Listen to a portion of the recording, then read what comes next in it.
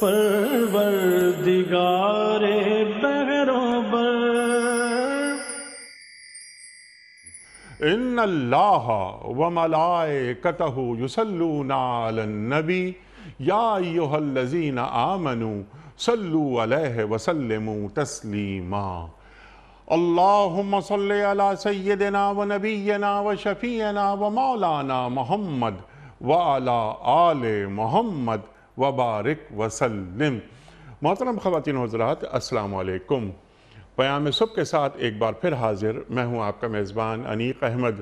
روزانہ قرآن کریم کی آیات سے قریب ہونے کی کوشش کرتے ہیں۔ ہمارے معزز علماء آتے ہیں اور ہماری علمی کمی کو دور فرماتے ہیں۔ پیر، منگل، بدھ اور جمعرات ہم قرآن کریم کی آیات پر بات کرواتے ہیں اپنے معزز علماء سے، اور جمعہ اور ہفتہ 2 دن ایسے ہوتے ہیں کہ جن میں ہم آپ کی جانب سے آئے ہوئے سوالات کو اپنے عہد کے ایک جید مفتی صاحب کی خدمت میں پیش کرتے ہیں۔ مقصد پروگرام کا صرف یہ ہے کہ قرآن کریم سے قریب ہوا جائے اور قرآن کریم کی ان آیات کو، ان کے معنی اور مفاہیم کو سمجھ کر عہد حاضر سے، لمحہ موجود سے جوڑ دیا جائے۔ خواتین و حضرات، الحمدللہ آج ہم اپنے معزز مہمان سے بات کروائیں گے سورہ بنی اسرائیل کی آیت نمبر 15 کے حوالے سے، کہ سورہ بنی اسرائیل آیت نمبر 15 میں اللہ تعالیٰ کیا فرما رہا ہے اور کس طرح ہمیں جینے کا سلیقہ سکھا رہا ہے۔ خواتین و حضرات، اللہ تعالیٰ فرما رہا ہے کہ جو کوئی راہ راست پہ چلے گا تو اس کی راست روی، سیدھے راستے پہ چلنا اسی کے لیے فائدہ مند ہوگا، اور جو گمراہی پر چلے گا اس کی گمراہی کا وبال اسی پر ہوگا۔ سوال رکھیں گے اپنے معزز مہمان کی خدمت میں کہ یہ راہ راست کیا ہوتی ہے، صراط مستقیم کسے کہتے ہیں، راہ راست پہ چلنے کا فائدہ مجھے ہی کیوں ہوگا اگر میں راہ راست پہ چل رہا ہوں، اگر میں گمراہی پہ چلوں تو مجھے نقصان، وبال مجھ پر کیسے آتا ہے۔ اِنَّ هُدَى اللَّهِ هُوَ الْهُدَى، ہدایت وہی جو اللہ کی جانب سے آئے۔ ایک جانب اللہ کی ہدایت ہے جو سیدھا راستہ بتا رہی ہے، دوسری جانب میری عقل ہے، میری عقل بھی مجھے سیدھا راستہ بتا رہی ہے۔ لیکن کیا یہ ضروری ہے کہ خیر اور شر، حق اور باطل، نیکی اور بدی میں وہی جانوں، معیار قرآن کریم کو مانوں؟ اس کے دلائل کیا ہیں؟ آج سوالات اٹھتے ہیں، خاص طور پہ نوجوان بہت سے سوالات کو ذہنوں میں لے کر گھومتے ہیں۔ ان پر بات کروائیں گے اپنے معزز مہمان سے، اور اللہ تعالیٰ فرما رہا ہے کہ وَلَا تَزِرُ وَازِرَةٌ وِزْرَ أُخْرَى، کوئی دوسرا کسی دوسرے کا بوجھ نہیں اٹھائے گا، اپنا بوجھ خود اٹھانا ہوگا۔ ایسا نہیں کہ مجھے کوئی اور بخشوا دے۔ خواتین و حضرات، لیکن یہ معاملہ ہو رہا ہے انسانوں کا۔ شفیع المذنبین محمد مصطفیٰ احمد مجتبیٰ صلی اللہ علیہ وآلہ وسلم، وہ بھی باذن الہی مقام شفاعت پہ، مقام محمود پہ آپ کو فائز اللہ تعالیٰ کر رہا ہے۔ تفصیلاً بات کروائیں گے۔ اور آخری بات، وَمَا كُنَّا مُعَذِّبِينَ حَتَّى نَبْعَثَ رَسُولًا، اللہ فرما رہا ہے کہ ہم کسی بھی جگہ، کسی بھی قوم، کسی بھی خطے پر اس وقت تک عذاب نہیں بھیجتے جب تک کہ وہاں رسول نہ بھیج دیں۔ کہیں لوگوں کو یہ جواز یا بہانہ یہ نہ مل جائے کہ ہم بے خبری میں مارے گئے۔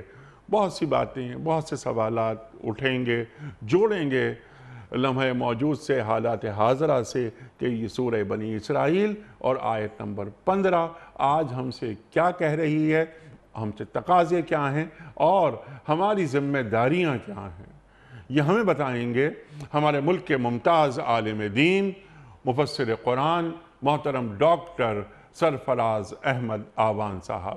ڈاکٹر صاحب، آپ کا بڑا شکر گزار۔ ڈاکٹر صاحب تشریف فرما ہے لاہور میں، ہمارے ملک کا بہت جانا مانا نام، بڑا محبوب اور مقبول نام، تفسیر قرآن بالقرآن آپ کا خاصہ، یہ ہم اور آپ جانتے ہیں، اور ہم سب ڈاکٹر صاحب سے سیکھتے ہیں۔ ڈاکٹر صاحب کو خوش آمدید کہتے ہوئے پروگرام کا آغاز کرنا چاہوں گا اللہ تعالیٰ کے بابرکت نام سے، سورہ بنی اسرائیل اور آیت نمبر 15۔ اعوذ باللہ من الشیطان الرجیم بسم اللہ الرحمن الرحیم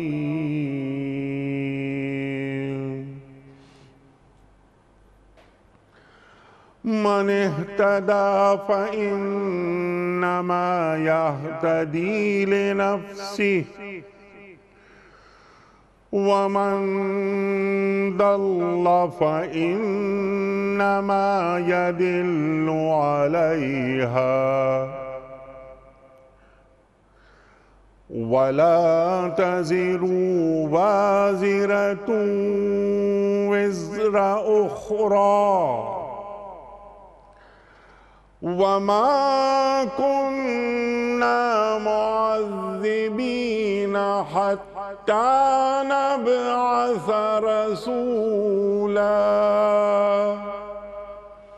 وما كنا معذبين حتى نبعث رسولا صدق اللہ العظیم۔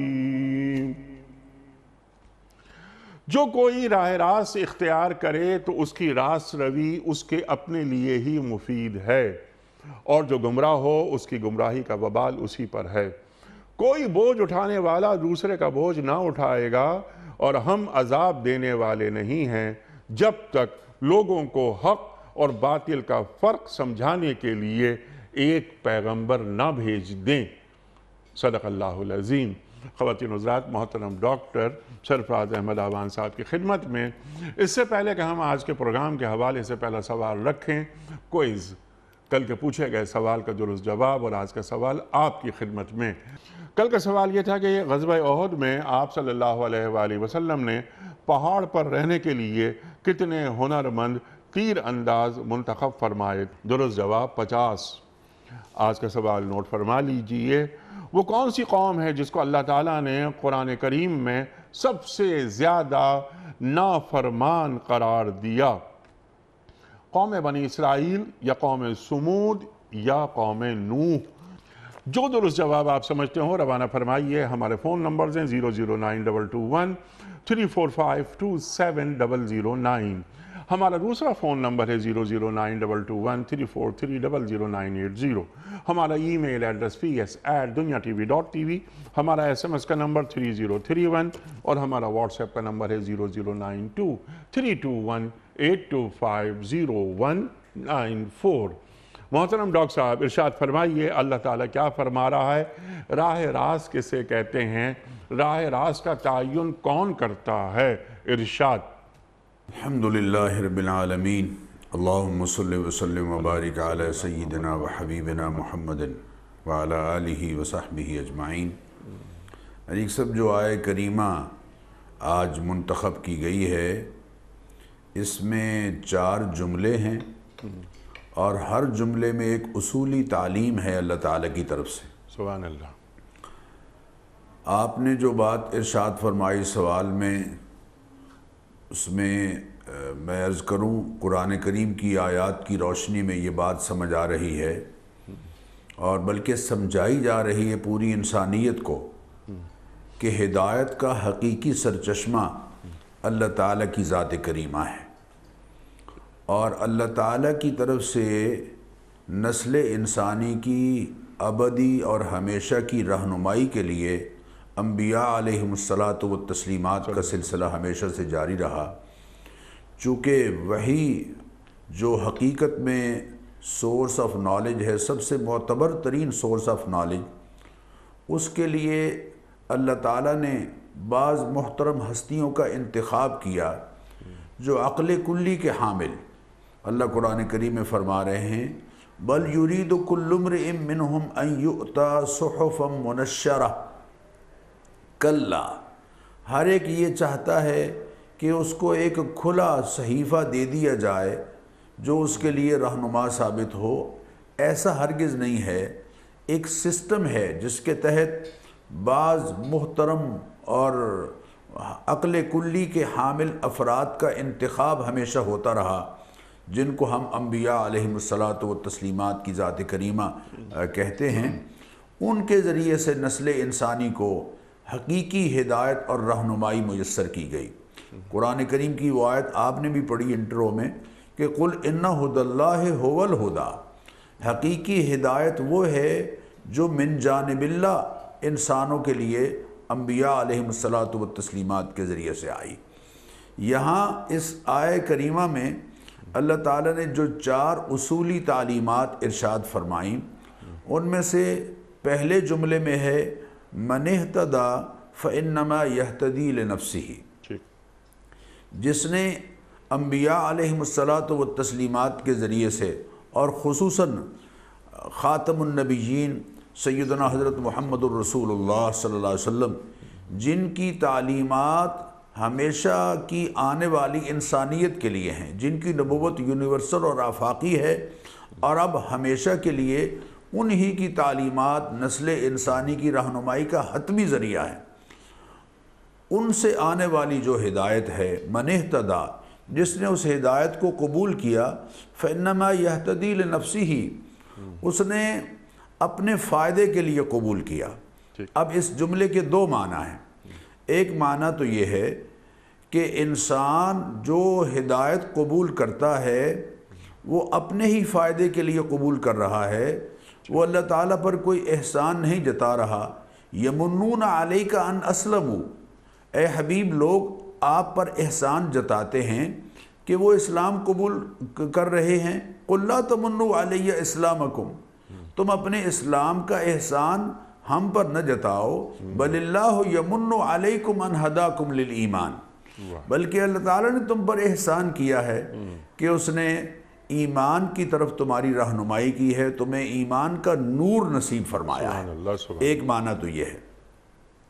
دوسرا معنی یہ ہے کہ من اہتدی فإنما یہتدی لنفسہ، جس نے ایمان قبول کیا اس کا حقیقی فائدہ خود اسی کو ہوگا۔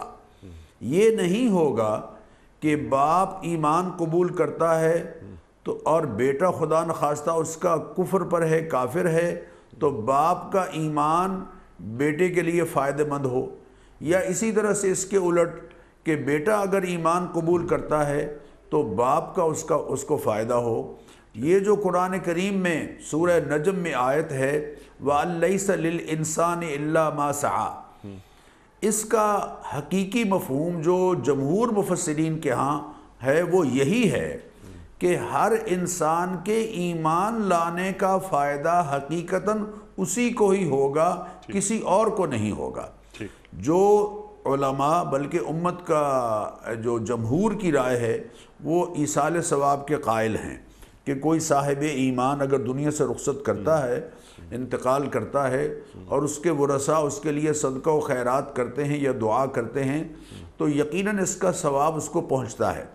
تو یہ آیہ کریمہ لیس للانسان الا ما سعی اس ایصال ثواب کا رد نہیں کر رہی، بلکہ اس آیت میں یہ سمجھایا جا رہا ہے کہ جو شخص ایمان اختیار کرے گا اس کے ایمان کا حقیقی فائدہ اسی کو ہوگا، اس کی ذات کو ہوگا۔ اس کے ایمان کا فائدہ اگر اس کے ورثہ میں یا اس کے اعزاء میں یا اس کے اقارب میں یا اس کی اولاد میں خدا نخواستہ کوئی غیر مسلم ہے یا کافر ہے تو اس کے ایمان کا اس کو فائدہ نہیں ہوگا، وہ اگر ایمان لائیں گے تو ان کو فائدہ ہوگا۔ سبحان اللہ۔ ڈاکٹر صاحب یہاں پر اب 2 باتیں نکل کر آتی ہیں، آپ کی بات بالکل واضح ہوئی اور آپ نے بالکل کلیئر کر دی کہ ہدایت کو میں فالو کروں گا، ہدایت پر عمل پیرا ہوں گا تو فائدہ مجھے ہوگا، گمراہی کو میں فالو کروں گا تو نقصان مجھے ہی ہوگا، یہ میرا دین مجھے سمجھا رہا ہے۔ اب یہاں پر 2 باتیں ہم آپ سے سیکھنا چاہ رہے ہیں۔ ایک تو ہدایت کو واضح کر دیجئے کہ ہدایت کسے کہتے ہیں، دین ہدایت کسے کہہ رہا ہے، ایک بات۔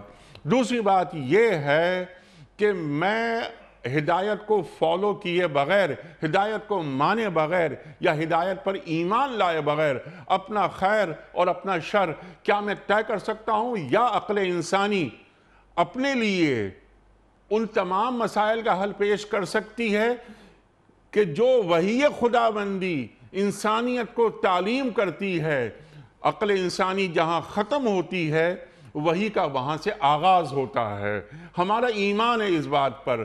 تو آج وہ جو ریشنلسٹ ہیں وہ یہ بات کہتے ہیں کہ جناب والا اب عقل انسانی طے کرے گی معاملات کو، ہمیں کسی الہامی چیز کی ضرورت نہیں ہے۔ تو کیا ایک انسان قرآن کریم جو زمین والوں سے اللہ کا آخری کلام ہے، قرآن کریم کو چھوڑ کر ہدایت حاصل کرتا ہوا آگے بڑھ سکتا ہے؟ ارشاد۔ نیک صاحب، یہ ایک بہت بڑا فتنہ ہے جو آج کے دور میں عام کیا جا رہا ہے، اور وہ یہ جملہ ہے کہ جناب وہی درست ہے جو میری عقل میں سما گیا ہے، جی ہاں، جو میری عقل میں نہیں سمایا ہے وہ درست نہیں ہے۔ یہ بات دین کے حوالے سے جو لوگ کہہ رہے ہیں وہ بہت سے دنیاوی زندگی میں موجود حقائق کو جھٹلا رہے ہیں۔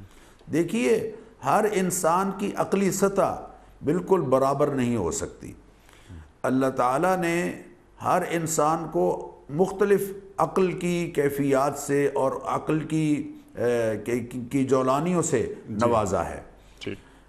ہر آدمی یہ سمجھے کہ میں عقل کلی کا حامل ہوں، یہ دنیاوی زندگی میں بھی یقیناً ہمیں نظر آ رہا ہے کہ یہ غلط ہے۔ مثلا جو عقل اور شعور کی کیفیت اللہ تعالیٰ نے ہمارے محترم عبد القدیر خان صاحب کو عطا فرمائی ہے، کیا ایک عام میکینک جو ہے وہ یہ سمجھتا ہے کہ وہی عقل مجھے بھی ملی ہے اور اسی سطح کی ملی ہے؟ تو اس لیے انبیاء علیہم الصلاۃ والتسلیمات کو اللہ تعالیٰ نے عقل کلی کا حامل قرار دیا، اور قرآن کریم میں اللہ نے خود فرمایا کہ اللہ یصطفی من الملائکۃ رسلا ومن الناس۔ اللہ تعالیٰ نے انسانوں میں سے بعض مخصوص ہستیوں کو چنا ہے جو نسل انسانی کی رہنمائی کا فریضہ سر انجام دیں گی۔ اللہ تعالیٰ قرآن کریم میں فرما رہے ہیں اِنَّا سَنُلْقِي عَلَيْكَ قَوْلًا ثَقِيلًا، اے حبیب ہم نے آپ کی طرف ایک ثقیل قول، ایک وزنی بات اتاری ہے، جس وزنی بات کے حامل ہم نے خود آپ کو بنا کر پھر وہی آپ کے سپرد کی ہے، اور وہی انسانی ہی حقیقی فیصلہ کرتی ہے۔ دیکھیے، بہت ساری ہم دنیا میں دیکھتے ہیں، ہم نے ایک درخت کو دیکھا، ایک پودے کو دیکھا، ہم نے دیکھا کہ اس کے پتے سبز ہیں، اس کے ساتھ انگور لگے ہوئے ہیں، ہم نے نگاہ سے یا اپنے ذائقے سے چکھا کہ اس کی مٹھاس ہے، بہت لذیذ ہے۔ عقل نے یہ فیصلہ کیا کہ یہ انسانی صحت کے لیے مفید ہے، لیکن کیا اس کو مخصوص مراحل سے گزارنے کے بعد اس کا پینا ہمارے لیے حلال ہے یا حرام ہے؟ اس کا فیصلہ وہی کرتا ہے جو انسان کا کریٹر ہے، اللہ تعالیٰ۔ اللہ تعالیٰ فیصلہ کر رہا ہے کہ کیا اس کا استعمال ہمارے لیے حلال ہے یا حرام ہے۔ دیکھیں، بہن بھی عورت ہے، بیٹی بھی عورت ہے، ایک غیر محرم خاتون وہ بھی عورت ہے، اس غیر محرم خاتون کے ساتھ نکاح، ہمارا سیکچول تعلق حلال ہے، اور بیٹی اور بہن جو عورت ہے یقیناً، لیکن اس کے ساتھ ہمارا سیکچول تعلق حرام ہے، حرام ہے، حرام ہے۔ یہ حلت اور حرمت کے فیصلے کون کر رہا ہے؟ عقل۔ اگر عقل پر ہم دار و مدار چھوڑیں تو پھر تو ایک زمانے میں کہا گیا تھا کہ چونکہ یہ قریب کے لوگ ہیں لہذا ان کے ساتھ تعلق بہتر انداز سے ہو سکتا ہے۔ ہمیں اس بات کو تسلیم کرنا ہوگا کہ حلت اور حرمت کا فیصلہ عقل پر اگر چھوڑیں گے تو یقیناً انسان بہکتا رہے گا اور بہکتا رہا ہے، اور یہ عمل ہمیشہ اس سے ہوتا رہے گا۔ ہمیں رہنمائی اس حوالے سے وحی سے ہی لینی ہے کہ اللہ تعالیٰ جو ہمارا خالق اور مالک ہے وہ کس کو ہمارے لیے حلال قرار دے رہا ہے اور کس کو ہمارے لیے حرام قرار دے رہا ہے۔ سبحان اللہ۔ ڈاکٹر صاحب، یہ حلت اور حرمت کی جو بات آپ نے فرمائی بالکل واضح کہ حلال اور حرام کون طے کرے گا؟ اللہ اور اللہ کے رسول صلی اللہ علیہ وآلہ وسلم۔ اس بات کو ذرا سا اور آگے بڑھاتے ہیں اور تاکہ ہم آپ سے اور سمجھیں۔ ہمارے سیاسی، سماجی، معاشی، معاشرتی وغیرہ وغیرہ عسکری تمام معاملات کا حل اس کائنات کے تمام معاملات کا حل ہمارے دین کے پاس موجود ہے۔ ہمارے دین کے پاس وہ ہدایت موجود ہے جو کائنات انسانی کے لیے ہے۔ جیسے آپ نے فرمایا کہ خالق، مخلوق کے مسائل خالق سے زیادہ کون جان سکتا ہے؟ اللہ اکبر۔ تو ہمارے یہ جو مسائل ہیں روزمرہ کے، جن میں بھی ہدایت چھپی ہوئی ہے، ابھی آپ نے نکاح کی بات فرمائی، تو ہمارے جو آئلی مسائل ہیں اس کے لیے جو ہم سورہ مائدہ دیکھتے ہیں یا وغیرہ وغیرہ دنیا بھر کے معاملات، زندگی کیسے گزارنی ہے، سورہ حجرات کو ہم دیکھتے ہیں کہ تمہیں یہ کرنا ہے، یہ نہیں کرنا، وغیرہ وغیرہ۔ تو یہ ہدایت جو من جانب اللہ آ رہی ہے، اس ہدایت کو فالو کیا جائے گا یا چند انسان بیٹھ کر اپنے لیے چند اصول گڑھ لیں؟ تو ان گڑھے ہوئے اصولوں کے تعلق سے کیا زندگی گزاری جا سکتی ہے؟ ارشاد۔ جو انسان اپنے لیے اصول طے کرتے رہے ہیں اور اب تک ہمارے سامنے جن کے حالات ہیں، یقیناً ان کے نظام دنیا میں ناکام ہوتے رہے ہیں اور ہم اپنی آنکھوں سے دیکھ رہے ہیں کہ ان کے نظام ناکام ہوئے ہیں۔ انیک صاحب، اس کی ایک بڑی وجہ یہ ہے کہ جتنے نظام لوگوں نے وضع کیے ہیں وہ زندگی کے تمام پہلوؤں کو محیط نہیں ہیں۔ سبحان اللہ۔ وہ معاشی نظام ہیں، معیشت کے ساتھ ان کا تعلق ہے، معاشرت کے ساتھ ان کا تعلق بہت محدود ہے۔ تمام تر زندگی کے پہلو، ان کا تعلق اخلاق سے ہو، معاشرت سے ہو، معاملات سے ہو، ایمانیات سے ہو، معتقدات سے ہو، ان تمام زندگی کے پہلوؤں کا احاطہ کرنے والا جو نظام ہے وہ یقیناً دین اسلام ہے، جس کو قرآن نے کہا کہ الیوم اکملت لکم دینکم واتممت علیکم نعمتی ورضیت لکم الاسلام دینا، اور قرآن نے کہا کہ ومن یبتغی غیر الاسلام دینا فلن یقبل منہ، جو اسلام کے سوا کسی اور نظام کو اپنا نظام حیات، نظریہ طرز حیات کے طور پر تسلیم کرے گا، یقیناً وہ اس کی طرف سے قبول نہیں ہوگا، اس لیے کہ ہدایت ہے ہی وہ جو من جانب اللہ ہے۔ اللہ نے قرآن کریم میں ایک سے زائد مقامات پر اس بات کو بیان فرمایا ہے۔ مثلا سورہ یونس میں فرمایا قُلْ يَا أَيُّهَا النَّاسِ، اے حبیب آپ کہہ دیجئے لوگو، قَدْ جَاءَكُمُ الْحَقُّ مِنْ رَبِّكُمْ، حق آ چکا ہے تمہارے پروردگار کی طرف سے، فَمَنِ اهْتَدَى فَإِنَّمَا يَهْتَدِي لِنَفْسِهِ، جس نے اس حق کے ذریعے سے آنے والی ہدایت کو قبول کیا، رہنمائی کو قبول کیا، اس نے اپنے فائدے کے لیے قبول کیا۔ وَمَنْ ضَلَّ فَإِنَّمَا يَضِلُّ عَلَيْهَا، اور جو گمراہ رہا، جس نے غلط راستے کو اختیار کیا، اس کا وبال اسی کو ہوگا۔ یہ بات اللہ نے ایک سے زائد مقامات پر جگہ جگہ بیان فرمائی اور سمجھایا کہ عقل و شعور کے حامل ہر انسان کو دیگر مخلوقات سے ہٹ کر ایک درجہ صاحب اختیار بنایا گیا ہے۔ یہ جبری طور پر صاحب ایمان نہیں ہوگا، بلکہ پورے اختیار اور ول کے ساتھ اپنے فائدے کی راہ اور اپنے نقصان کا راستہ اختیار کرتا ہے۔ الم نجعل لہ عینین، کیا ہم نے اس کو دو آنکھیں نہیں دی؟ وَلِسَانًا وَشَفَتَيْن، اس کو زبان دی، اس کو دو ہونٹ دیے، وَهَدَيْنَاهُ النَّجْدَيْن، اور دونوں راہیں اس کے سامنے رکھ دی ہیں، کھول کر رکھ دی ہیں، دونوں راہوں کی طرف اس کی رہنمائی کی۔ فَأَلْهَمَهَا فُجُورَهَا وَتَقْوَاهَا، اس کے لیے نقصان دہ کیا ہے اور اس کے لیے بہتر کیا ہے، اچھائی اور برائی کی سمجھ اور فہم ہم نے اس کے اندر رکھ دیا ہے۔ ایک جگہ ارشاد فرمایا هل أتى على الإنسان حين من الدهر لم يكن شيئا مذكورا إنا خلقنا الإنسان من نطفة أمشاج نبتليه فجعلناه سميعا بصيرا، انسان کو ہم نے پیدا کیا اور اس کو ہم نے سمیع بنایا، سماعت، قوت سماعت عطا فرمائی، چونکہ انسان سب سے زیادہ جو سیکھتا ہے وہ کانوں کے ذریعے سے سیکھتا ہے۔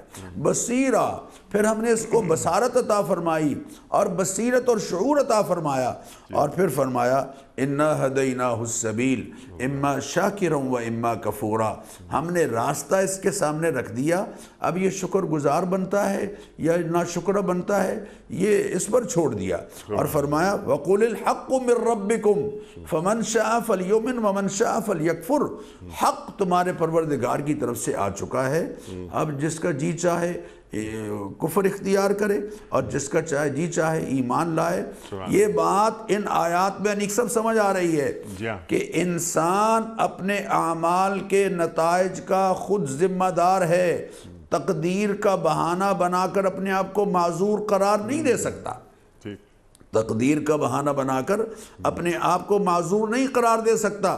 اللہ سورہ نساء میں فرما رہے ہیں وَمَن يَكْسِبْ فَإِنَّمَا يَكْسِبُ عَلَى نَفْسِهِ، جس نے جو عمل بھی کیا، اچھا کیا یا گناہ کیا، اگر وہ گناہ وَمَن يَكْسِبْ إِثْمًا فَإِنَّمَا يَكْسِبُهُ عَلَى نَفْسِهِ، اگر وہ گناہ کا کام کرتا ہے تو وہ خود اپنا نقصان کر رہا ہے۔ گویا کاسب یعنی ہر ایسے عمل کا مرتکب کہ جس سے فائدہ ہو یا نقصان حاصل ہوتا ہو، اس کا کاسب خود انسان ہے۔ کریٹر اللہ تعالیٰ ہے، لیکن کاسب یعنی عمل کرنے والا خود انسان ہے۔ سورہ بنی اسرائیل میں فرمایا ان احسنتم احسنتم لانفسکم، اگر تم نیکی کرو گے تو اپنی ذات کے لیے نیکی کرو گے، اور وَإِنْ أَسَأْتُمْ فَلَهَا، اور اگر برائی اختیار کرو گے تو برائی کا نقصان تم خود اٹھاؤ گے۔ ایک جگہ ارشاد فرمایا سورہ انعام میں قَدْ جَاءَكُمْ بَصَائِرُ مِنْ رَبِّكُمْ، اے لوگو تمہارے پاس بصیرت کے تمام سامان وحی کی صورت میں آ چکے ہیں۔ فَمَنْ أَبْصَرَ فَلِنَفْسِهِ وَمَنْ عَمِيَ فَعَلَيْهَا، اب جس نے آنکھ کھولی اور جس نے آنکھ کھول کر بصیرت کے ساتھ حق کو قبول کیا تو اس کا فائدہ اس کو ہوگا۔ وَمَنْ عَمِيَ فَعَلَيْهَا، اور جو اندھا رہا حق کو قبول کرنے اور حق کا مشاہدہ کرنے سے اندھا رہا اور وحی کی طرف بڑھنے سے اندھا رہا، اللہ اس کو اندھا قرار دے رہے ہیں۔ ایک جگہ ارشاد فرمایا أَفَمَنْ يَعْلَمُ أَنَّمَا أُنزِلَ إِلَيْكَ مِنْ رَبِّكَ الْحَقُّ كَمَنْ هُوَ أَعْمَى، جو وحی آپ کی طرف سے آئی ہے اس کا ادراک کرنے والا اور اس کو سمجھنے والا اس کی طرح ہو سکتا ہے جو اندھا ہے؟ تو وَمَنْ عَمِيَ فَعَلَيْهَا، جو اس حق کو قبول کرنے سے اندھا رہا، اس کو سمجھنے سے اندھا رہا، اس کا نقصان اس کو ہوگا۔ ایک جگہ ارشاد فرمایا من عمل صالحا فلنفسه ومن اساء فعليها، جو نیک عمل کرے گا اس کی ذات کا فائدہ اس کو ہوگا، اور جو برائی کرے گا اس کا نقصان اس کو ہوگا۔ گویا سمجھایا یہ جا رہا ہے کہ ومن شکر فإنما یشکر لنفسه ومن کفر فإن اللہ غنی حمید، جو شکر اختیار کرتا ہے اس کا فائدہ اس کو ہے، اور جو ناشکری کرتا ہے اس کا نقصان اس کو ہے۔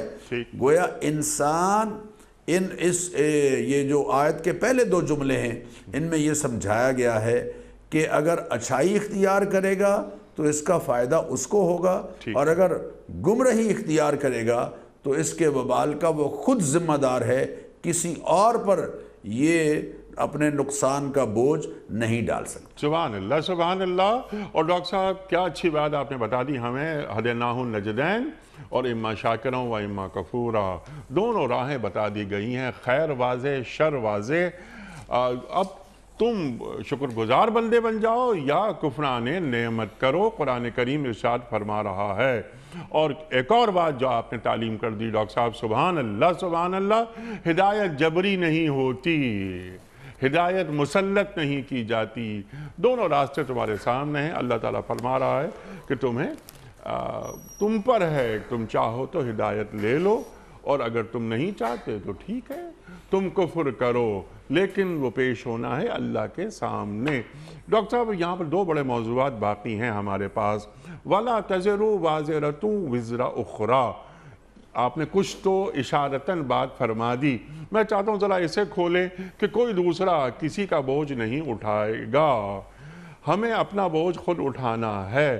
آج ہمارے معاشرے میں بہت ساری ایک توہمات پھیلے ہوئے ہوتے ہیں، عجیب عجیب سے مسائل سامنے آ رہے ہوتے ہیں۔ جیسے مسیحیت میں یہ بات تھی نا کہ آپ جا کے اقرار کر لیں اور وہ جو ایک وہاں کا مذہبی رہنما ہے یا مذہبی پیشوا ہے وہ مغفرت کی دعا کر دے گا اور تمام گناہ معاف ہو جائیں گے۔ تو ہمارے معاشروں میں اس طرح کی بہت ساری باتیں پھیلی ہوئی ہیں اور یا مزید پھیلائی جا رہی ہیں۔ دین کیا تعلیم کرتا ہے ہمیں؟ ارشاد۔ نیک صاحب جیسے میں نے عرض کیا کہ اس آیے میں جو تیسری اصولی بات ہے ایک بہت اہم جملہ وہ یہی ہے کہ لا تزر وازرۃ وزر اخری، کوئی بوجھ اٹھانے والا کسی دوسرے کا بوجھ نہیں اٹھائے گا، ہر شخص اپنے اعمال کا خود ذمہ دار ہے۔ یہ بات اللہ تعالیٰ نے سورہ انعام میں بھی ارشاد فرمائی، بالکل آخر میں، سورہ زمر میں بھی اور سورہ نجم میں بھی بالکل یہی الفاظ ہیں تقریباً، اور سورہ فاطر میں فرمایا لا تزر وازرۃ وزر اخری، کوئی کسی دوسرے کا بوجھ نہیں اٹھائے گا، وَإِن تَدْعُ مُثْقَلَةٌ إِلَىٰ حِمْلِهَا لَا يُحْمَلْ مِنْهُ شَيْءٌ وَلَوْ كَانَ ذَا قُرْبَىٰ، اگر جس کا بوجھ ہے وہ کسی قریبی رشتہ دار کو بھی بلائے کہ آؤ اور میرے گناہوں کا وبال کچھ اپنے کھاتے میں ڈال لو، کل قیامت کے دن وَإِن تَدْعُ مُثْقَلَةٌ إِلَىٰ حِمْلِهَا لَا يُحْمَلْ مِنْهُ شَيْءٌ وَلَوْ كَانَ ذَا قُرْبَىٰ، قریبی رشتہ دار ہی کیوں نہ ہو وہ اس بوجھ کو اٹھانے کے لیے تیار نہیں ہوگا۔ یہاں بوجھ سے مراد کل قیامت کے دن گناہوں کا وبال ہے۔ انیک صاحب، اللہ تعالیٰ نے قرآن کریم میں ایک اور مقامات پر سورہ معارج میں اس بات کو بڑی تفصیل کے ساتھ بیان فرمایا۔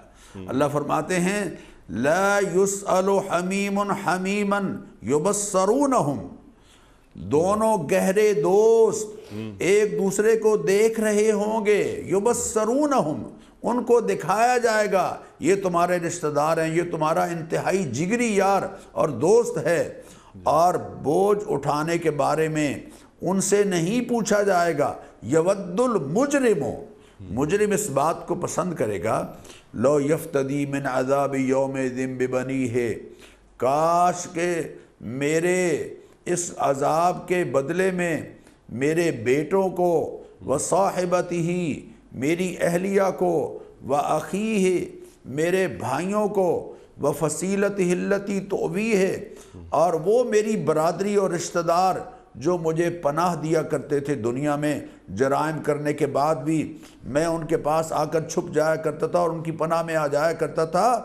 وَمَن فِي الْأَرْضِ جَمِيعًا، اور زمین میں جو کچھ ہے یہ سب کچھ میری طرف سے قبول کر لیا جائے، ثُمَّ يُنْجِيهِ، اور پھر مجھے نجات دے دی جائے، کلا، ایسا ہرگز نہیں ہوگا۔ کوئی بندہ اپنے گناہ کا وبال معاشرے پر ڈال کر خود کو بری ذمہ نہیں کر سکے گا، خود بری ذمہ نہیں ہو سکے گا۔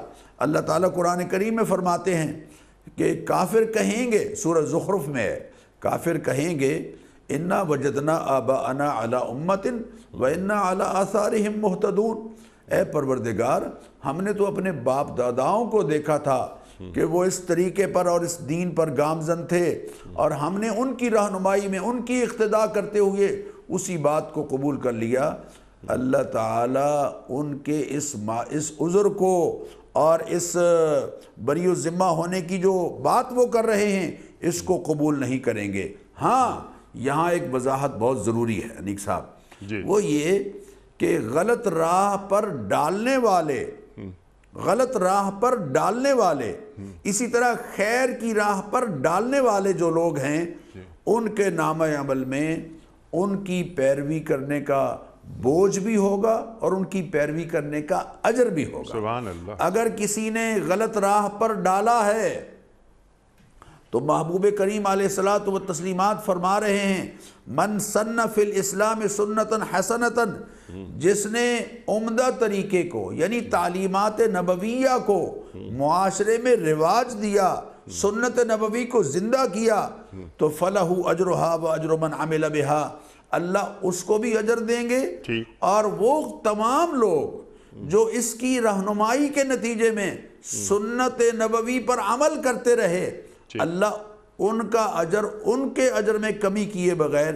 اس کو بھی عطا فرمائیں گے۔ سبحان اللہ۔ وَمَن سَنَّ فِي الْإِسْلَامِ سُنَّةً سَيِّئَةً، اور جس نے دین میں بدعات کو رواج دیا، سنت سیئہ بدعات کو کہا جا رہا ہے، برے اعمال کو رواج دیا، غلط رواج معاشرے میں پھیلائے، رسوم غلط پھیلائیں، فَعَلَيْهِ وِزْرُهَا وَوِزْرُ مَنْ عَمِلَ بِهَا، تو اس کا وبال اس پر بھی ہوگا، اور وہ تمام لوگ جو ان رسوم کو اختیار کریں گے، جو ان بدعات کو اختیار کریں گے، ان سب لوگوں کا وبال اس پر بھی ہوگا۔ اور چنانچہ قرآن کریم کہہ رہا ہے کافر یہ کہیں گے ربنا ارنا الذین اضلانا من الجن والانس، اے پروردگار ہمیں دکھائیے وہ لوگ، ہمارے سامنے لائیں وہ لوگ جو ہمارے لیڈر تھے، ہمارے قائدین تھے، ہمارے رہنما تھے، ہمیں راستہ متعین کرنے والے تھے۔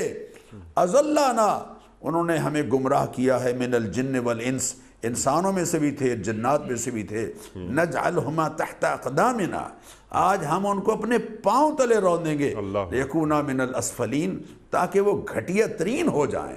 ایک اور جگہ اللہ تعالیٰ نے ارشاد فرمایا قالو، لوگ یہ کہیں گے ربنا انا اطعنا سادتنا وکبراءنا، اے پروردگار ہم نے اپنے لیڈروں کی اور اپنے بڑوں کی اطاعت کی، ربنا انا اطعنا سادتنا وکبراءنا فاضلونا السبیل، انہوں نے بجائے اس کے کہ ہمیں سیدھی راہ پر ڈالتے، اپنے مفادات کی خاطر، اپنی لیڈرشپ کو آگے بڑھانے کی خاطر، اپنے آپ کو منوانے کی خاطر، اپنے آپ کو الہ کے درجے میں بعض دفعہ لے گئے اور اپنا آپ منوانے کی خاطر ہمیں غلط راہ پر ڈالا۔ فَأَضَلُّونَ السَّبِيلَ رَبَّنَا آتِهِمْ ضِعْفَيْنِ مِنَ الْعَذَابِ، اللہ ان کو ڈبل عذاب دیجئے، اپنی غلط راہ، اپنے غلط رویے کا بھی، اور ہم جو ان کی رہنمائی کے نتیجے میں غلط راستے پر پڑ گئے اس کا وبال بھی اور اس کا عذاب بھی ان کو دیجئے۔ تو گویا اگرچہ انیک صاحب، اگرچہ ہر آدمی اپنے اعمال کا خود ذمہ دار ہے، لیکن قائدین اور رہنما اور لیڈر اور علماء اور صوفیاء اور بزرگان دین، ان کی یہ ذمہ داری بنتی ہے کہ وہ لوگوں کو خیر کی راہ پر ڈالیں۔ اگر وہ خیر کی راہ پر لوگوں کو ڈالیں گے تو اللہ تعالیٰ ان تمام لوگوں کا اجر ان کے کھاتے میں بھی ڈالیں گے، ان کے اجر میں کمی کیے بغیر۔ سبحان اللہ۔ جس طرح ڈاکٹر صاحب خیر جاریہ اسی طرح شر جاریہ، بے شک۔ ٹھیک ہے ڈاکٹر صاحب، سبحان اللہ سبحان اللہ۔ اچھا، اور پھر شیطان جب اپنے راستے پر لگانے کے بعد پھر ایک وقت میں آ کر یہ بھی تو کہہ دیتا ہے کہ میں بری ہوں ان تمام کاموں سے۔ بالکل بالکل ایسا بھی ہے نا ڈاکٹر صاحب؟ بے شک وہ تو یہ کہے گا کہ دیکھیے ایک وعدہ، ان اللہ وعدکم وعد الحق ووعدتکم فاخلفتکم، اللہ نے تم سے جو وعدہ کیا تھا وہ سچا وعدہ کیا تھا، اور میں نے جو تم سے وعدے کیے تھے، تم کو بڑی سبز باغ دکھائے تھے، فاخلفتکم، میں نے تو آج تمہاری ان سے میں تو ان وعدوں کی خلاف ورزی کر رہا ہوں۔ وما کان لی علیکم من سلطان، مجھے تم پر کوئی سطوت و شوکت اور غلبہ حاصل نہیں تھا، الا ان دعوتکم فاستجبتم لی، مگر یہ کہ میں نے تمہیں بلایا اور تم سبز باغ دیکھ کے فوراً آ گئے۔ فلا تلومونی ولوموا انفسکم، مجھے ملامت مت کرو، اپنے آپ کو ملامت کرو، کہ ایک طرف حق کی راہ تھی، روشن راہ تھی، جدھر انبیاء علیہم الصلاۃ والتسلیم۔ انیک صاحب میں یہ ایک جملہ کہوں، عرض کروں، اسلام کے یا انبیاء علیہم الصلاۃ والتسلیمات کے دین کی سچائی کی ایک سب سے بڑی دلیل یہ ہے کہ کسی بھی بات کو سچ سمجھنے کے لیے دو صورتیں ہوتی ہیں، کسی بات کی تصدیق کے لیے دو صورتیں ہوتی ہیں، یا تو ہم اس کو اپنی آنکھوں سے دیکھ لیں، یا اس کے پیچھے ایسے پاکیزہ افراد کی گواہی ہو کہ جن کا جھوٹ پر کھڑے ہونا، اتفاق ہونا ہم محال سمجھیں۔ اسلام کی سچائی پر 1,24,000 ان ہستیوں کی گواہی موجود ہے کہ جن میں سے ہر ایک کو ان کے دشمنوں نے بھی کہا ہے، تسلیم کیا ہے کہ یہ صادق ہیں اور امین ہیں۔ جس نظریے کی پشت پر اتنی بڑی گواہیاں اس کے حق میں موجود ہوں، اس سے بڑا سچا نظریہ اور کون سا ہو سکتا ہے؟ تو اس لیے یہاں یہ ہمیں سمجھایا جا رہا ہے، میں عرض کر رہا تھا اپنے اکابر سے، اپنے رہنماؤں سے، کہ حضور پاک صلی اللہ علیہ وسلم نے فرمایا الدال علی الخیر کفاعلہ، خیر کی بات پر گائیڈ کرنے والا رہنما وہ خیر کے کرنے والے کی طرح اجر پاتا ہے، اور شر کی طرف رہنمائی کرنے والا شر کرنے والے کی طرح وبال پاتا ہے۔ اور کیا خوبصورت بات کہی تھی کسی بزرگ نے کہ دنیا کا جو نظام ہے اس کے بگاڑ میں اور اس کو سنوارنے میں تین ہستیوں کا کردار ہے. حل افسد الدین الا الملوک و احبار سوءا و رہبانھا. دین کو اگر کوئی بگاڑتا ہے تو وہ بھی ایک حکمران، دوسرے علماء اور تیسرے صوفیاء. یہ تین، ایک وہ ہیں کہ جن کا اقتدار ظاہری طور پر ہے، اور دوسرے وہ ہیں دو طبقات کے جن کا اقتدار روحانی طور پر ہے. اگر ظاہری اقتدار والے اور روحانی اقتدار والے صحیح گائیڈ کریں گے تو قوم سیدھی راہ پر چلے گی، اور اگر خدا نخواستہ یہ تین طبقات بگاڑ کی طرف جائیں گے تو یقیناً دین اور دیندار جو ہیں ان کا معاشرہ بگڑتا چلا جائے. اللہ اکبر، اللہ اکبر. اقبال کیا کہتے ہیں ڈاکٹر صاحب کہ باقی نہ رہی تجھ میں وہ آئینہ ضمیری، اے کشتہ سلطانی و ملائی و پیری. بالکل اسی جملے کا ترجمہ ہے علامہ مرحوم نے کیا ہے. بالکل جی ہاں وہ اقبال نے وہی بات بیان فرما دی. اچھا ڈاکٹر صاحب، یہ خیر اور شر دونوں انسان کو ودیت کر دیے گئے، بتا دیے گئے، الہام کر دیے گئے. فَأَلْهَمَهَا فُجُورَهَا وَتَقْوَهَا، جیسا کہ آپ نے فرمایا. اب اللہ تعالیٰ جو آخری بات فرما رہا ہے آج کی آیت میں کہ وَمَا كُنَّا مُعَذِّبِينَ حَتَّى نَبْعَثَ رَسُولًا، ہم کہیں عذاب نہیں بھیجتے اس وقت تک جب تک کہ پہلے رسول کو نہ بھیج دیں. اللہ اکبر. اللہ کیا فرما رہا ہے ڈاکٹر صاحب؟ ارشاد. یہ ضابطہ ہے اللہ تعالیٰ کے ہاں، اور یہ بات اللہ تعالیٰ نے قرآن کریم میں جگہ جگہ بیان فرمائی ہے. ایک جگہ ارشاد فرمایا سورہ قصص میں وَمَا كَانَ رَبُّكَ مُهْلِكَ الْقُرَىٰ حَتَّى يَبْعَثَ فِي أُمِّهَا رَسُولًا يَتْلُو عَلَيْهِمْ آيَاتِنَا. کبھی اللہ تعالیٰ کے ہاں یہ نہیں ہوا کہ بستیوں کو ہلاک کر دے جب تک کہ ہم کسی مرکزی شہر میں اور بڑی آبادی میں ایک ایسا رسول نہ بھیجیں کہ جو میرا پیغام جو ہے وہ نسل انسانی تک پہنچانے والا نہ ہو. اسی طرح ایک اور جگہ ارشاد فرمایا وَمَا كُنَّا مُهْلِكِ الْقُرَىٰ إِلَّا وَأَهْلُهَا ظَالِمُونَ.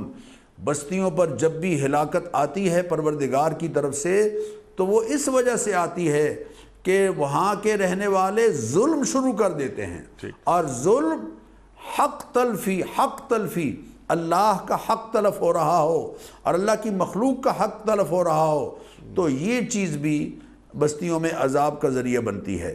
ایک اور جگہ سورہ زمر میں اللہ تعالیٰ نے ارشاد فرمایا وَسِيقَ الَّذِينَ كَفَرُوا إِلَىٰ جَهَنَّمَ زُمَرًا.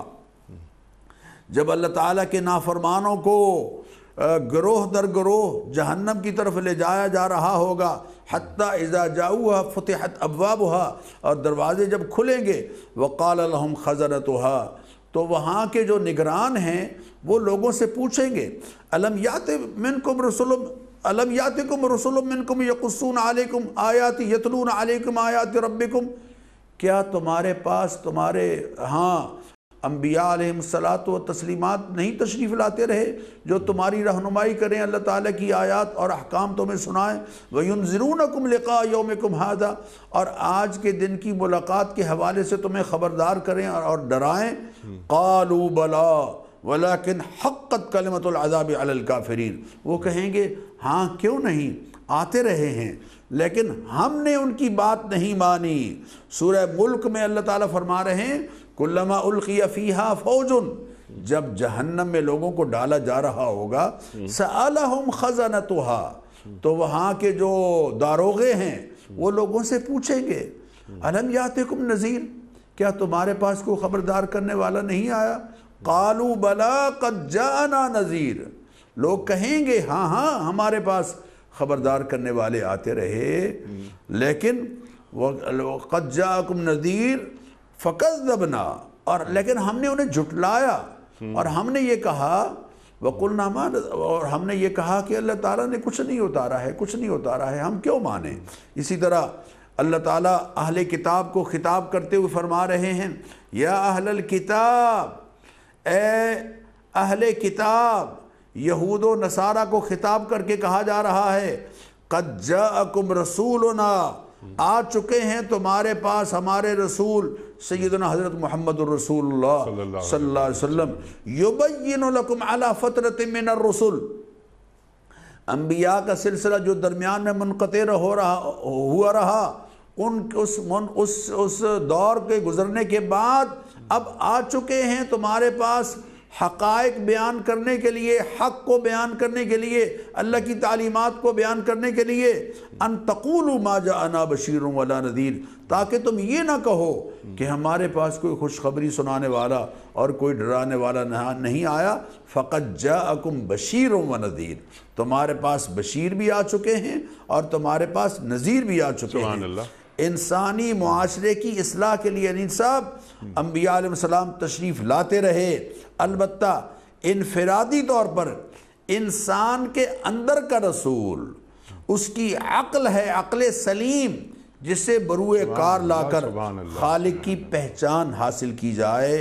ذَلِكَ أَن لَّمْ يَكُن رَّبُّكَ مُهْلِكَ الْقُرَىٰ بِظُلْمٍ وَأَهْلُهَا غَافِلُونَ، اگر غفلت میں رہیں گے اور حق کو نہیں سمجھیں گے تو پھر یقیناً ہماری یہ غفلت ہمارے لیے نقصان دہ ہوگی۔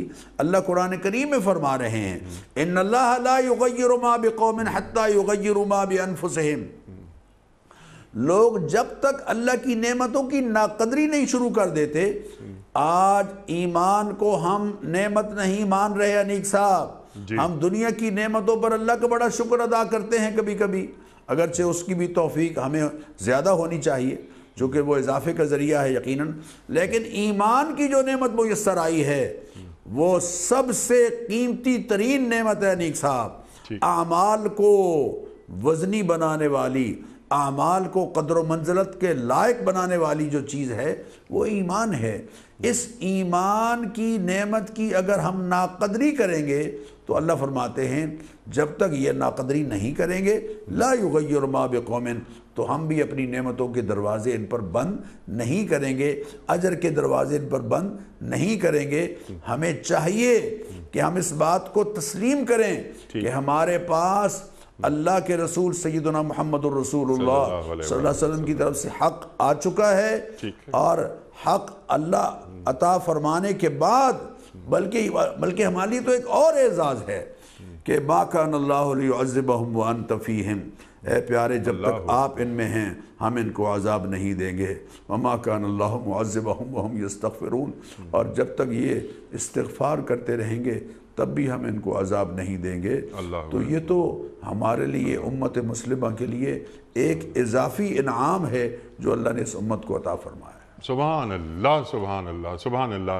ڈاکٹر صاحب جزاک اللہ، جزاک اللہ۔ بس اب یہ لاسٹ 2 منٹس ہیں، کرنے کے کام، چند کام، جیسے آپ نے استغفار کی بات کی آخر میں، یہ جو 4 باتیں ہیں جیسا کہ آپ نے فرمایا، ہدایت واضح ہو گئی ہے، ہدایت کا فائدہ مجھے ہی ملے گا، گمراہی کا نقصان مجھے ہی ہوگا، وَلَا تَزِرُ وَازِرَةٌ وِزْرَ أُخْرَىٰ آپ نے بات فرما دی، وَمَا كُنَّا مُعَذِّبِينَ حَتَّىٰ نَبْعَثَ رَسُولًا آپ نے بات فرما دی۔ امت مسلمہ کو 3 کام، یہ آیت بنی اسرائیل کی آیت نمبر 15، یہ تعلیم کر دیجئے کہ ٹو ڈوز کرنے کے کام کیا ہیں جو امت حرز جاں بنا لے۔ حنیق صاحب میں آپ سے عرض کروں کہ امت کا جو آج کل مزاج ہے، عمومی جو مزاج ہے لوگوں کا، وہ یہ ہے کہ اپنے کیے کا بوجھ اور وبال دوسروں پر ڈالنا، جی ایسا ہی کہ دوسرے بڑے برے ہیں جی، معاشرہ بڑا خراب ہے جی، میں کیا کروں، میں تو خیر کی طرف بڑھنا چاہتا ہوں لیکن ماحول مجھے نہیں بڑھنے دیتا۔ بندگان خدا گھپ اندھیرے میں انیق صاحب، اگر کوئی آدمی اپنی موم بتی جلا لیتا ہے تو کیا کم از کم اندھیرے چھٹنے میں کچھ نہ کچھ چھٹتا ہے یا نہیں چھٹتا، یا کم از کم اس کی روشنی کا اس کو تو کم از کم اس کے اعضاء سے نظر آنے لگ جاتے ہیں۔ اور جب ہر فرد اپنے اپنے حصے کی موم بتی جلاتا رہے گا، اپنے اپنے حصے کا چراغ جلاتا رہے گا، اپنے اپنے حصے کی روشنی پھیلاتا رہے گا، سبحان اللہ، معاشرے میں اندھیرا چھٹتا چلا جائے گا۔ سبحان اللہ۔ اندھیرا جو پھیلا ہوا ہے اس کو اگر ہم یہ کہیں کہ کوئی اور دور کرے، میں کیوں دور کروں، دوسرے ذمہ دار ہیں، میں ذمہ دار نہیں، اس احساس سے اپنے آپ کو نکالنا ہے، اور ہر فرد ہے اس ملت کے مقدر کا ستارہ، ہم نے اپنا کردار انفرادی طور پر ادا کرنا ہے، کرتے چلے جائیں گے تو اندھیرا انشاءاللہ چھٹتا چلا جائے گا۔ سبحان اللہ، اپنے حصے کا کام کرنا ہے، اپنے حصے کی شمع جلانی ہے۔ سبحان اللہ سبحان اللہ۔ فراز یاد آتے ہیں، فراز نے کہا تھا کہ شکوائے ظلمت شب سے تو کہیں بہتر تھا، اپنے حصے کی کوئی شمع جلاتے جاتے۔ تو اپنے حصے کی شمع جلانی ہے۔ اس کائنات کی فکر اللہ تعالیٰ کو ہم سے زیادہ ہے، کیونکہ یہ کائنات اس کی پروڈکٹ ہے، خالق وہ ہے۔ نار نمرود کو بجھانے کے لیے چڑیا اپنی چونچ میں ایک بوند ٹپکا رہی تھی۔ لوگوں نے کہا کہ تمہاری اس بوند سے کیا یہ آگ بجھ جائے گی؟ چڑیا نے کیا جواب دیا؟ جب لکھا جائے گا تو آگ لگانے والوں میں نہیں، آگ بجھانے والوں میں میرا نام لکھا جائے گا۔ ڈاکٹر صاحب، میں آپ کا بڑا ممنون، بڑا شکر گزار، آپ تشریف لائے۔ اللہ تعالی ہمارے علماء کو سلامت رکھے، تشریف لاتے ہیں اور ہماری علمی کمی کو دور فرما دیتے ہیں، اور سب سے بڑی بات یہ ہے کہ ہمیں قرآن کریم سے قریب کرتے ہیں۔ اللہ اکبر۔ وقت مکمل ہوا ہمارے آج کے پروگرام کا کوئز۔ کل کا سوال یہ تھا جو ہم نے رکھا تھا آپ کی خدمت میں کہ غزوہ احد میں آپ صلی اللہ علیہ وآلہ وسلم نے پہاڑ پر رہنے کے لیے کتنے ہنرمند تیر انداز منتخب فرمائے؟ درست جواب 50۔ آج کا سوال نوٹ فرما لیجئے۔ وہ کون سی قوم ہے جس کو اللہ تعالیٰ نے قرآن کریم میں سب سے زیادہ نافرمان قرار دیا؟ فرسٹ آپشن قوم بنی اسرائیل، سیکنڈ آپشن قوم سمود، تھرڈ آپشن قوم نوح۔ جو درست جواب آپ سمجھتے ہو روانہ فرمائیے۔ ہمارے فون نمبرز ہیں 0092213452709، ہمارا دوسرا فون نمبر ہے 009221343000980، ہمارا ای میل ایڈریس ps@dunyatv.tv، ہمارا SMS کا نمبر 3031، اور خواتین و حضرات ہمارا واٹس ایپ نمبر ہے 00923218250194۔ وقت قرآن اندازی کا کراچی میں کوئی مہمان نہیں ہے، تو میں یہ سعادت مجھے نصیب ہو رہی ہے۔ آج کے ونر ہیں رزاق شاہد صاحب فیصل آباد سے۔ رزاق شاہد صاحب فیصل آباد سے آپ کی خدمت میں دنیا ٹی وی کی جانب سے دینی کتب پر مشتمل یہ گفٹ ہیمپر آپ کے گھر روانہ کیا جا رہا ہے۔ آپ کو بہت بہت مبارک ہو۔ اختتام ہوتا ہے پیام صبح کا روزانہ ایک قول پر، اور وہ قول ہوتا ہے امیر المومنین حضرت علی مرتضیٰ کرم اللہ وجہہ کا۔ آپ فرماتے ہیں کہ ادب بہترین کمال ہے اور خیرات بہترین عبادت۔ ادب بہترین کمال ہے اور خیرات بہترین عبادت۔ سبحان اللہ سبحان اللہ۔ اپنے میزبان انیق احمد کو کل تک کے لیے اجازت دیجیے۔ خدا حافظ۔ پروردگار